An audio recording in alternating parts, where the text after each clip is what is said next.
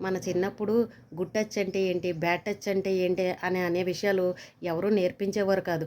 కుటుంబంలో ఉన్న పెద్దవాళ్ళని చూసి, వాళ్ళ పద్ధతులను చూసి ఆటోమేటిక్‌గా పెరిగేసాం. కానీ ఇప్పుడు మన తరం మన చిన్న పిల్లలకి, ఇంట్లో ఉన్న పిల్లలకి గుడ్ టచ్ అంటే ఇది, బ్యాడ్ టచ్ అంటే ఇది, మగపిల్లలతోటి ఇలా ఉండాలి, ఆడపిల్లలతోటి మగపిల్లలు ఇలా ఉండాలన్న విషయాల్ని నేర్పించుకోవాల్సిన పరిస్థితి ఈ రోజునొచ్చింది. అంతవరకు బానే ఉంది. కానీ ఇప్పుడున్న తల్లిదండ్రులు ఎవరైతే ఉన్నారో వాళ్ళు పక్కదారులు పడతా ఉన్నారు. వాళ్ళు అక్రమ సంబంధాలు పెట్టుకుని ప్రాణాలు తీసుకుంటూ ఉన్నారు. చక్కనైన కుటుంబాల్ని, చక్కనైన సంసారాల్ని రోడ్డున పడేసుకుంటున్నారు. పిల్లల్ని అనాథులను చేస్తున్నారు.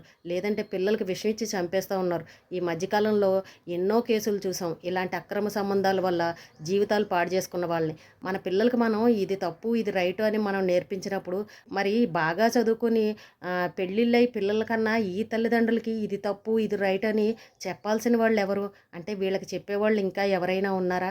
మరి మన పిల్లలు కూడా మనల్ని ఇలాగే ప్రశ్నిస్తే మనం తలదించుకోవాల్సిన పరిస్థితి ఇదే కదా! మరి ఈ తప్పు చేసిన తల్లిదండ్రుల్ని వాళ్ళ పిల్లలు ప్రశ్నిస్తే ఏం సమాధానం చెప్తారు? కానీ లోకం ఎటు వెళ్ళిపోతుందో, పిల్లలు ప్రశ్నిస్తే మనం ఏం సమాధానం చెప్పాలి అన్న ఆలోచన ఈ తల్లిదండ్రులకి ఎందుకు రావట్లేదో అర్థం కావట్లేదు.